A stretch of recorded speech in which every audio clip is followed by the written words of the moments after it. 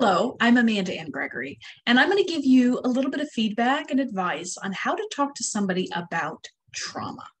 So, this would be somebody who's maybe is experiencing some trauma reactions, has experienced trauma. Maybe you're noticing it. Maybe you want to check in with them. And when it comes to trauma, we may not know how to approach that and how to discuss that with others. So, here's a few tips. I love to tell people to start out with curiosity. The reason being is that curiosity is not judgmental. Some trauma survivors struggle with shame or low self-worth. And let's be honest, trauma is still very much stigmatized.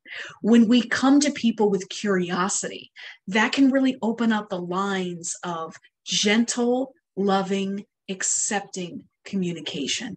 So simple questions such as, how are you coping? Or how are you feeling? If you work with them, you may ask, what's work like for you now? You may ask them, what's helping? What's not? You might even ask them, am I helping? If so, how? Are there any ways that I'm not being very helpful to you right now? These are wonderful questions to ask in order to collect information that helps us to help somebody else. Empathy is huge as well.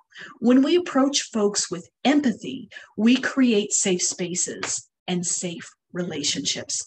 Empathy is not sympathy.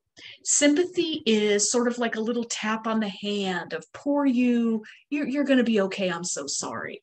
That doesn't really work well, especially with someone who's going through something quite intense.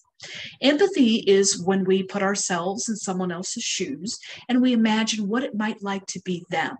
And then we do our best to communicate that to them in words and also in nonverbal communication as well. Validation. Providing that validation can be a wonderful way to talk to someone about trauma. That could be simply using the language that someone that shares with us. For example, that sounds horrific. If they use that word, or man, you are experiencing a ton of anxiety. I can tell. Really validating. Some people who've experienced trauma will say to me, I know that other people have it worse. I know that other people have had so much more trauma than I have. That doesn't matter. It's not the trauma Olympics. Your experience matters. And people really need to hear that so that they feel safe and validated. Vulnerability. If you're feeling comfortable, you might share if you've experienced trauma or just anxiety, or maybe there's a part of you that really understands what they're going through. When it comes to vulnerability, all of a sudden, we are interacting with another human being. And remember, we're social creatures, so we tend to be receptive to that. So if you're feeling comfortable, try being a little bit vulnerable.